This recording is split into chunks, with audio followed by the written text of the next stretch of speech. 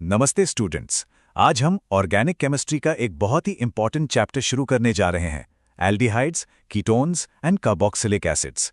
देखो, ये चैप्टर ना बोर्ड एग्जाम्स और कॉम्पिटिटिव एग्जाम्स दोनों के पॉइंट ऑफ व्यू से काफी क्रूशल है। तो चलिए इस इंटरेस्टिंग टॉपिक को बिल्कुल डिटेल में समझते हैं। अब हम इस स्लाइड में हमारी डेली लाइफ की कुछ चीजें देखेंगे, जैसे कि परफ्यूम्स, मसाले, यहाँ तक कि प्लास्टिक्स। ये सब हम रोज देखते हैं, यूज करते हैं। लेकिन क्या कभी सोचा है कि इन सभी अलग अलग दिखने वाली चीजों में केमिकली अंदर से कुछ कॉमन हो सकता है? यही सवाल इस चैप्टर की फाउंडेशन है। तो इस स्लाइड में पिछले सवाल का जवाब है। इन सभी चीजों में एक खास केमिकल ग्रुप कॉमन होता है, जो इन्हें इनकी यूनिक प्रॉपर्टीज देता है। और इसी ग्रुप के बारे में हम इस पूरे चैप्टर में डिटेल से पढ़ने वाले हैं। तो अब हम इस स्लाइड में मिलते हैं इस चैप्टर के हीरो से, द कार्बोनिल ग्रुप। ध्यान से देखिए स्क्रीन पर। यह एक फंक्शनल ग्रुप है जिसमें एक कार्बन एटम एक ऑक्सीजन एटम से डबल बॉन्ड से जुड़ा होता है। हम इसे लिखते हैं > डबल बॉन्ड O। यही वो ग्रुप है जो एल्डिहाइड्स, कीटोन्स और इनके जैसे दूसरे कंपाउंड्स की सारी प्रॉपर्टीज और रिएक्शंस को कंट्रोल करता है। इस चैप्टर का ये समझ लो सेंट्रल पॉइंट है। चलिए अब इस स्लाइड में आज के लेक्चर का रोड मैप देखते हैं। हम 5 की टॉपिक्स कवर करेंगे। सबसे पहले कार्बोनिल फैमिली के मेंबर्स को जानेंगे, फिर उनका नॉमेनक्लेचर यानी नामकरण और स्ट्रक्चर समझेंगे। उसके बाद इनको बनाने के मेथड्स पर फोकस करेंगे, फिर उनके इंपॉर्टेंट केमिकल रिएक्शंस देखेंगे और आखिर में एल्डिहाइड्स और कीटोन्स को डिफरेंशिएट करना यानी उनमें अंतर करना सीखेंगे। तो इस स्लाइड से हम शुरू करते हैं हमारे पहले सेक्शन को। इस सेक्शन में हम कार्बोनिल फैमिली के अलग अलग मेंबर्स से मिलेंगे और उनकी पहचान करेंगे। Let's get to know this family. अब यहाँ इस स्लाइड में देखिए कार्बोनिल परिवार के सदस्यों को। ये जो C+O ग्रुप है यानी कार्बोनिल ग्रुप, इसको एक पेरेंट की तरह समझो जिसके कई इंपॉर्टेंट चिल्ड्रन और डेरिवेटिव्स हैं, जैसे कि aldehydes, ketones, carboxylic acids, acyl halides, asters और एमाइड्स। एक बात पर ध्यान दीजिए, इन सब में आपको C=O ग्रुप कॉमन मिलेगा। अब इस स्लाइड से हम आते हैं हमारे दूसरे सेक्शन पर, नॉमेनक्लेचर एंड स्ट्रक्चर। देखो, किसी भी कंपाउंड को समझने के लिए उसका नाम और स्ट्रक्चर जानना सबसे जरूरी है। यहां हम इन्हीं बेसिक्स को डिटेल में कवर करेंगे। अब हम इस स्लाइड में एक बहुत इंपॉर्टेंट टेबल देखेंगे। ये टेबल बोर्ड एग्जाम्स के लिए बहुत इंपॉर्टेंट है। आपको कॉमन नेम्स और IUPAC नेम्स दोनों ही पता होने चाहिए। फॉर एग्जाम्पल, HCHO को आम भाषा में फॉर्मल्डिहाइड कहते हैं, लेकिन IUPAC सिस्टम में इसका नाम है मेथेनॉल। बिल्कुल वैसे ही CH3COCH3 को हम सब एसीटोन के नाम से जानते हैं, पर उसका करेक्ट IUPAC नाम है प्रोपेनॉन। इसलिए दोनों नामों पर ध्यान देना जरूरी है, आगे काम आएगा। अब इस स्लाइड में कार्बोनिल ग्रुप की ज्योमेट्री यानी उसके स्ट्रक्चर को समझते हैं। इसका जो सेंट्रल कार्बन एटम है वो sp2 हाइब्रिडाइज्ड होता है। अब sp2 हाइब्रिडाइजेशन का मतलब क्या है? इसका मतलब है कि ये एक फ्लैट प्लेनर स्ट्रक्चर बनाता है जिसे हम ट्राइगोनल प्लेनर कहते हैं। इसमें 3 सिग्मा बॉन्ड्स होते हैं और इनके बीच का एंगल लगभग 120 डिग्री होता है। बिल्कुल एक फ्लैट ट्राइंगल जैसा शेप इमेजिन कीजिए। अब इस स्लाइड में हम बात करते हैं कार्बोनिल ग्रुप की पोलैरिटी की। जैसा कि हम जानते हैं, ऑक्सीजन जो है वो कार्बन से ज्यादा इलेक्ट्रोनेगेटिव है। तो वो क्या करता है? वो C+O के इलेक्ट्रॉन्स को अपनी तरफ खींचता है। इसकी वजह से ऑक्सीजन पर एक पार्शियल नेगेटिव चार्ज, जिसे हम डेल्टा नेगेटिव कहते हैं, और कार्बन पर एक पार्शियल पॉजिटिव चार्ज यानी डेल्टा पॉजिटिव डेवलप हो जाता है। और यही डाइपोलर नेचर एल्डिहाइड्स और कीटोन्स के रिएक्शंस का सबसे बड़ा कारण है, क्योंकि ये पॉजिटिव कार्बन एक एक्सीलेंट इलेक्ट्रोफिलिक सेंटर बन जाता है। न्यूक्लियोफाइल्स आकर इस पर आसानी से अटैक कर सकते हैं। चलिए अब इस स्लाइड से हम अपने तीसरे सेक्शन की तरफ बढ़ते हैं। यहां हम सीखेंगे कि एल्डिहाइड्स और कीटोन्स को लेबोरेटरी में प्रिपेयर कैसे किया जाता है। हम इनके प्रिपरेशन मेथड्स यानी बनाने की विधियों को समझेंगे। अब इस स्लाइड में कुछ कॉमन प्रिपरेशन मेथड्स हैं।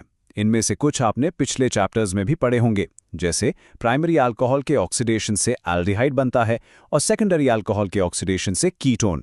इसके अलावा एल्कीन्स की ओजोनोलिसिस और एल्काइंस की हाइड्रेशन से भी हम इन कंपाउंड्स को बना सकते हैं। ये सभी बहुत फंडामेंटल बेसिक रिएक्शंस हैं।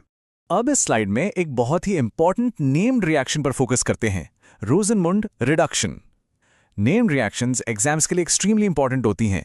इन पर डायरेक्ट क्वेश्चन बनता है, जैसे explain रोजनमुंड reduction with an example. तो आइए इस स्लाइड में रोजनमंड रिडक्शन को समझें। इस रिएक्शन में हम एक एसिल क्लोराइड यानी RCOCl लेते हैं और उसका हाइड्रोजनेशन करते हैं। हाइड्रोजनेशन का मतलब है रिएक्शन विद हाइड्रोजन। यहाँ एक खास कैटलिस्ट यूज होता है, पैलेडियम, जो बेरियम सल्फेट के ऊपर डिपॉजिटेड होता है। रिजल्ट में हमें सीधा एल्डिहाइड मिल जाता है। एक बात याद रखना, ये रिएक्शन स्पेसिफिकली एल्डिहाइड बनाने के लिए ही यूज होती है। अब इस स्लाइड में एक और इंपॉर्टेंट नेम्ड रिएक्शन है इटार्ड रिएक्शन। ये रिएक्शन खास तौर पर एरोमेटिक एल्डिहाइड्स जैसे कि बेंजाल्डिहाइड बनाने के लिए यूज की जाती है। ये भी एग्जाम्स के लिए एक मस्ट नो रिएक्शन है, इसको अच्छे से समझना। इस स्लाइड में इटार्ड रिएक्शन का प्रोसेस देखिए। हम स्टार्टिंग मटेरियल लेते हैं टोल्यूएन। इसका रिएक्शन हम क्रोमिल क्लोराइड CrO2Cl2 के साथ करते हैं। पहले एक बीच का इंटरमीडिएट क्रोमियम कॉम्प्लेक्स बनता है। जब हम इस कॉम्प्लेक्स की हाइड्रोलिसिस करते हैं यानी पानी से रिएक्ट कराते हैं, तो हमें हमारा फाइनल प्रोडक्ट बेंजाल्डिहाइड मिल जाता है। तो इस मेथड से हम टोल्यून को आराम से बेंजाल्डिहाइड में कन्वर्ट कर सकते हैं। अब इस स्लाइड में बेंजाल्डिहाइड बनाने की एक और इंपॉर्टेंट नेम्ड रिएक्शन है गैटरमैन कोक रिएक्शन। ये भी एक स्पेसिफिक मेथड है जिससे हम एरोमेटिक रिंग पर डायरेक्ट एल्डिहाइड ग्रुप यानी CHO इंट्रोड्यूस कर सकते हैं। चलिए अब इस स्लाइड में गैटरमैन कोच रिएक्शन को डिटेल में देखते हैं। इसमें हम बेंजीन को कार्बन मोनोक्साइड CO और हाइड्रोजन क्लोराइड HCl के मिक्सचर के साथ ट्रीट करते हैं। रिएक्शन को आगे बढ़ाने के लिए हम अनहाइड्रस एल्यूमिनियम क्लोराइड को एज अ कैटलिस्ट यूज करते हैं। ये रिएक्शन सीधे बेंजीन रिंग पर एक एल्डिहाइड ग्रुप CHO लगा देती है, जिससे हमें बेंजाल्डिहाइड मिल जाता है। बहुत ही यूजफुल रिएक्शन है ये।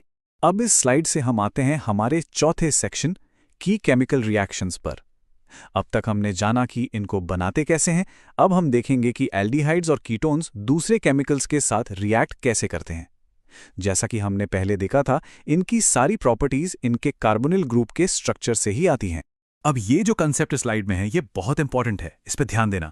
जनरली एल्डिहाइड्स कीटोन से ज्यादा रिएक्टिव होते हैं। अब सवाल है क्यों? इसके दो मेन कारण हैं। पहला, स्टेरिक रीजन। एल्डिहाइड्स में कार्बोनिल कार्बन के पास भीड़ भाड़ यानी क्राउडिंग कम होती है। दूसरा, इलेक्ट्रॉनिक रीजन।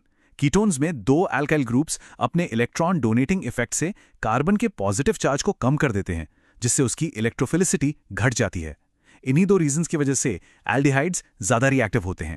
चलिए अब इस स्लाइड से अपने आखिरी और बहुत ही प्रैक्टिकल सेक्शन पर चलते हैं। इमेजिन कीजिए आपको लैब में दो टेस्ट ट्यूब्स दी जाती हैं, एक में एल्डिहाइड है और दूसरे में कीटोन। आप कैसे पता लगाओगे कि कौन सी टेस्ट ट्यूब में क्या है? इस सेक्शन में हम इसी प्रॉब्लम का सॉल्यूशन सीखेंगे। तो इस स्लाइड में सवाल सिंपल है, एल्डिहाइड या कीटोन, इन्हें अलग कैसे करें? इसके लिए हम कुछ स्पेसिफिक लैबोरेटरी टेस्ट्स का इस्तेमाल करते हैं। ये टेस्ट आपके प्रैक्टिकल एग्जाम्स के लिए भी बहुत जरूरी हैं। अब इस स्लाइड में वो दो फेमस टेस्ट हैं, टॉलेंस टेस्ट और फेलिंग्स टेस्ट। टॉलेंस टेस्ट में जब हम एल्डिहाइड में टॉलेंस रिएजेंट डालते हैं तो टेस्ट ट्यूब की दीवार पर एक सिल्वर मिरर यानी चांदी जैसी परत बन जाती है। फेलिंग्स टेस्ट में एल्डिहाइड को फेलिंग सॉल्यूशन के साथ गर्म करने पर एक रेडिश ब्राउन प्रेसिपिटेट बनता है। सबसे इंपॉर्टेंट बात यह है कि कीटोन्स ये दोनों टेस्ट्स पॉजिटिव नहीं देते, इसलिए इन टेस्ट से हम आसानी से एल्डिहाइड्स और कीटोन्स में फर्क पता कर सकते हैं। तो इस स्लाइड में हम आज के लेक्चर के सारे की पॉइंट्स को जल्दी से रिवाइज करते हैं। पहला पॉइंट, हमने सीखा कि कार्बोनाइल ग्रुप प्लेनर और पोलर होता है। दूसरा, एल्डिहाइड्स कीटोन से ज्यादा रिएक्टिव होते हैं। तीसरा, रोजनमुंड, इटार्ड और गाटरमैन कॉक जैसी नेम्ड रिएक्शंस एग्जाम्स के लिए बहुत इंपॉर्टेंट है, इन्हें जरूर याद रखें। और आखिर में, टॉलेंस और फेलिंग्स टेस्ट्स एल्डिहाइड्स और कीटोन्स को डिस्टिंग्विश करने के लिए यूज होते हैं। इन सभी पॉइंट्स को अच्छे से रिवाइज कर लीजिए।